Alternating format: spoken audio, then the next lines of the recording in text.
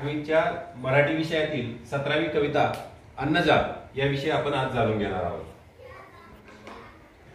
सुरुवातीला या कवितेचा कवी जे आहेत हर्ष सदाशिव परचुरे यांचा परिचय आपण या ठिकाणी जाणून घेऊया। हर्ष सदाशिव परचुरे यांचा जन्म 1979 साली झाला। ते प्रसिद्ध कवी आणि लेखक म्हणून सुद्धा प्रसिद्ध आहेत। सह्याद्रीच्या दऱ्याखोऱ्यातून भटकताना वाढलेल्या जाणीवांमधून परिस्थितीचा अभ्यास करण्याची गरज त्यांना जाणवली। आता परिस्थिती काय आहे तर ही जीवशास्त्राची एक अभ्यास करणारी शाखा आहे। पलाश आणि इकॉलॉजिकल सोसायटी ऑफ इंडिया यांचा परिस्थितीचा अभ्यासक्रम त्यांनी पूर्ण केला आहे। तर भारतातली ज्या दोन संस्था आहेत पलाश आणि इकॉलॉजिकल सोसायटी ऑफ इंडिया या दोन संस्थांचा अभ्यासक्रम त्यांनी परिस्थिती विषयाचा पूर्ण केलेला आहे। कॉलेजच्या दिवसात निर्माण झालेली गद्य आणि पद्य लेखनाची आवड पुढे वाढत गेली। तर परचुरे यांना कॉलेजमध्ये शिकत असताना गद्य आणि पद्य लेखनाची आवड निर्माण झाली आणि तीच आवड पुढे सुद्धा त्यांची वाढत गेली। वर्तमानपत्रातून भटकंतीवर लिखाण केले आहे। बघा, त्यांनी विविध वर्तमानपत्रांमधून भटकंतीवर लिखाण केलेले आहे। पुढे वनाचे श्लोक हे परिस्थितीवरचे आगळे वेगळे लेखन त्यांनी केले। त्यांनी वनाचे श्लोक नावानं लेखन केलेलं आहे जे परिस्थिती विषयी आहे। आज ते त्यांच्या कवी भूषणाच्या काव्यावरील अभ्यास व व्याख्याने आणि वनाचे श्लोक या दोन गोष्टींसाठी ओळखले जातात। निसर्गातील सर्व सजीव आणि निर्जीवात परस्पर संबंध असतात आणि ते उत्तरोत्तर गाढ आणि क्लिष्ट होत जातात। बघा, कवीने या कवितेत आपल्याला काय सांगितलंय तर निसर्गातले जे सजीव असतात आणि निर्जीव असतात त्यांच्यामध्ये परस्पर संबंध असतात आणि हे संबंध उत्तरोत्तर गाढ आणि क्लिष्ट होत जातात।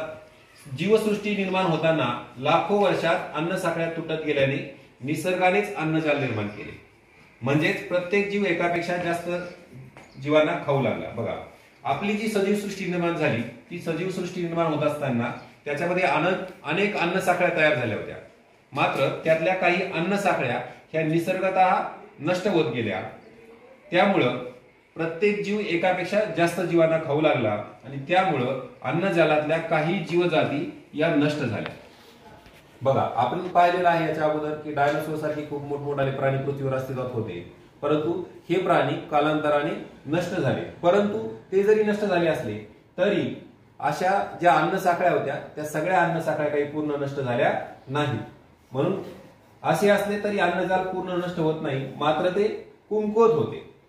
हेच या वनाचे श्लोक मधून घेतलेल्या पद्याचे सार आहे। चला तर आपण कवितेविषयी आता जाणून घेऊया।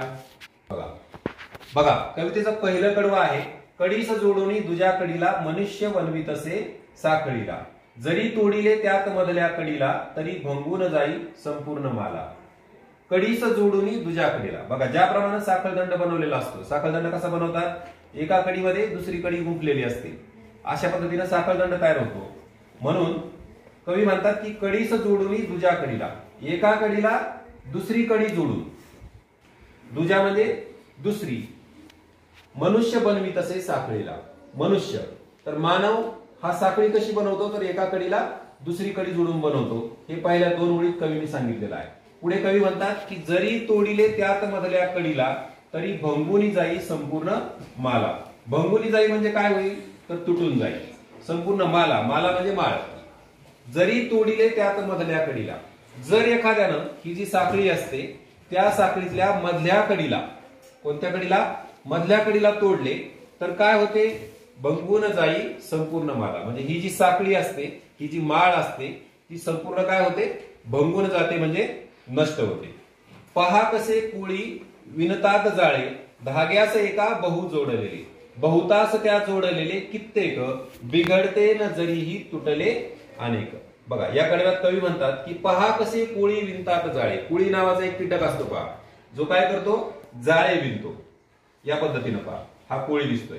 तर कोळी या प्रकारचं जाळं विणत असतो आणि कसे असतात ते जाळे तर धाग्यास एका बहु जोडलेले, एका धाग्याला अनेक धागे कोळ्यानं जोडलेले असतात। बघा, आपल्याला या चित्रामध्ये दिसतंय की अनेक धागे याच्यामध्ये आहेत आणि प्रत्येक धागा हा दुसऱ्या धाग्याला अनेक धाग्यांनी जोडलेला आहे। तसंच कवी म्हणतात की पहा कसे कोळी विणतात जाळे, धाग्यास एका बहु जोडलेले, बहु म्हणजे अनेक, बहुतास त्या जोडलेले कित्येक, बिघडते न जरी ही तुटले अनेक बहुतांश त्या हे जे अनेक जाळे आहेत त्या जाळ्यांना कित्येक जोडलेले आहेत. म्हणजे एका धाग्याला कित्येक धागे जोडलेले आहेत. पहा, हा जो धागा दिसतोय आपल्याला उभा, हा उभा धागा दिसतोय, या धाग्याला अनेक आडवे धागे जोडलेले आहेत. त्याच्यामुळे होतंय काय, बिघडते न जरीही तुटले अनेक. त्यातलं जरी अनेक जाळे तुटले, अनेक धागे त्याच्यातले तुटले, तरी हे संपूर्ण जाळ जे आहे ते कधी बिघडत नाही किंवा नष्ट होत नाही, असं कवींनी आपल्याला या दुसऱ्या कडव्यामध्ये समजून सांगितलेलं आहे. पुढच्या, घार किंवा गरुड खातो आणि ते मेल्यानंतर पुन्हा त्याला किडे खातात. ही एक अन्नसाखळी आहे. विज्ञानात अशा अनेक अन्नसाखळ्या आपण पाहिलेल्या आहेत. याच्यातून काय कळतंय आपल्याला की एकीस खाई दुजी प्राणी जाते. एका प्राण्याला दुसरा प्राणी खातो, दुजीस तिजी, तिजी म्हणजे तिसरा किंवा तिसरी, दुसऱ्याला तिसरा प्राणी खातो, अशी काय चालते साखळी, अन्नजालाची साखळी असते. मग कवी पुढे म्हणतात की जर का दुजी जात मेली समस्त, समस्त म्हणजे सगळी, दुजी म्हणजे दुसरी, दुसरी याच्यातली जर दुसरी जात मेली म्हणजे दुसऱ्या जातीचे जे प्राणी आहेत, दुसऱ्या प्रकारातले जे प्राणी आहेत ते जर मेले तर काय होईल, उभी साखळी होऊन जाय नष्ट. तर ही जी पूर्ण साखळी आहे ती पूर्ण साखळी काय होईल, नष्ट होईल. निसर्गात अशा अनेक अन्न साखळ्या आहेत. त्यातल्या कवी म्हणतात की त्यातला जर एखादा घटक नष्ट झाला, संपूर्ण नष्ट झाला, पहा कसा, समस्त, मेली समस्त म्हणजे संपूर्ण तो घटक जर नष्ट झाला तर ही जी अन्न साखळी आहे ती संपूर्णपणे काय होईल, नाहीशी होईल किंवा नष्ट होईल, असं कवीनं या तिसऱ्या कडव्यामध्ये आपल्याला समजून सांगितलेलं आहे. कवी पुढे काय म्हणतात, निसर्ग नारायणे देखिले हे आणि विनिले अन्न जालासी पाहे, जरी प्राणी जाती किती लोपल्या रे तरीही टिकोनी महाजाल राहे. याच्या अगोदरच्या कडव्यात कवीने काय सांगितलं की पहिला प्राणी, एक प्राणी दुसऱ्या प्राण्याला खातो, दुसरा तिसऱ्याला खातो, आणि त्यातला जर एखाद्या प्राण्याची साखळी नष्ट झाली तर ती पूर्ण साखळी नष्ट होऊ शकते. पण या ठिकाणी कवी परत काय म्हणतात की निसर्ग नारायणे देखील. आता निसर्ग नारायण म्हणजे काय, यातला नारायण म्हणजे माहित आहे आपल्याला, नारायण म्हणजे कोण, देव, बरोबर. नारायण म्हणजे देव किंवा परमेश्वर. कोणता देव, निसर्ग नारायण. म्हणजे निसर्ग देवता जी आहे त्यांनी देखिले म्हणजे पाहिले, देखिले म्हणजे पाहिले हे, आणि विनिले अन्न जालासी पाहे, आणि त्यांनी काय तयार केलं, मग विणलं, विणलं म्हणजे गुंफलं किंवा तयार केलं. काय तयार केलं, अन्नजाल. की निसर्ग नारायणाच्या जेव्हा लक्षात आलं गोष्ट की एक प्राणी दुसऱ्याला खाईल, दुसरा तिसऱ्याला खाईल, पण यातला जर एखादा नष्ट झाला तर ही पूर्ण अन्न साखळी नष्ट होईल, तेव्हा निसर्ग नारायणानं एक असं अन्नजाल तयार केलं की काय, कसं तयार केलं की त्यात जरी प्राणी जाती किती लोपल्या आहे. आता लोपल्या म्हणजे काय झाल्या, लोपल्या म्हणजे नष्ट झाल्या, लोपल्या म्हणजे नष्ट झाल्या.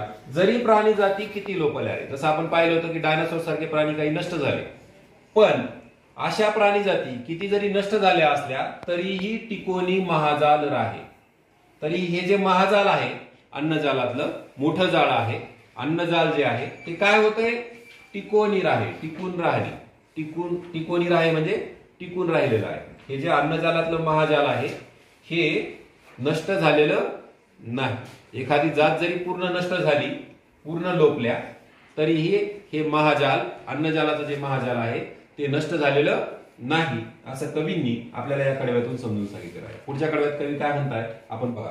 पुढे कवी म्हणतात, तगले असे की महाजाल रेते तरीही जाना ते क्षीण होते, मारीत जाता बहुप्राणी जाती तुटोनी संपेल ते जाल पुढते.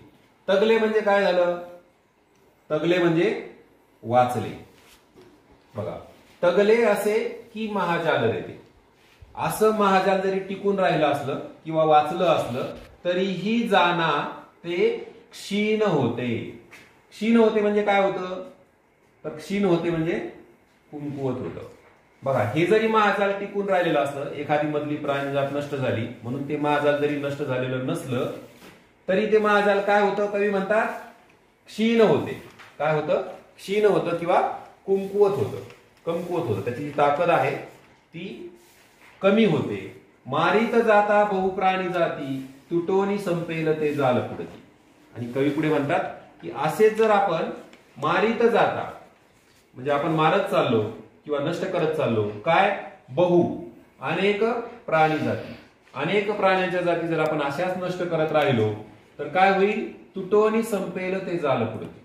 हे जे महाजाल आहे, अन्नजाल आहे, अन्न साखळी आहे, ती काय होईल, तुटोनी संपेल, ती अन्नसाखळी तुटेल आणि ती एक दिवस संपूर्ण जाईल पुढती.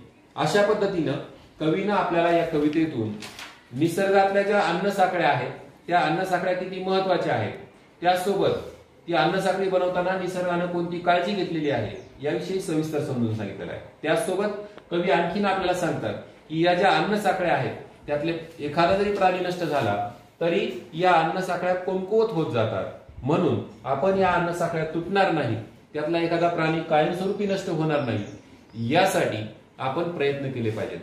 भारत सरकारनं सुद्धा वेगवेगळ्या प्राण्यांचं रक्षण करण्यासाठी, जे प्राणी जाती दुर्मिळ होत चाललेले आहेत त्या प्राण्यांचं रक्षण करण्यासाठी भारतात वेगवेगळ्या ठिकाणी अभयारण्यांची निर्मिती केलेली आहे. बघा, आपल्याच आजूबाजूला जर पाहिलं आपण छत्रपती संभाजीनगर जिल्ह्यात तर गवताळा या ठिकाणी सुद्धा अभयारण्य स्थापन केलेलं आहे. भीमाशंकरला देखील अभयारण्य आहे. आपण ज्यावेळेस पाहिलं, सहलीत जातो त्यावेळेस पाहतो की शेकरू नावाचा जो प्राणी आहे त्याच्यासाठी खास भीमाशंकरला सरकारनं अभयारण्य तयार केलेलं आहे.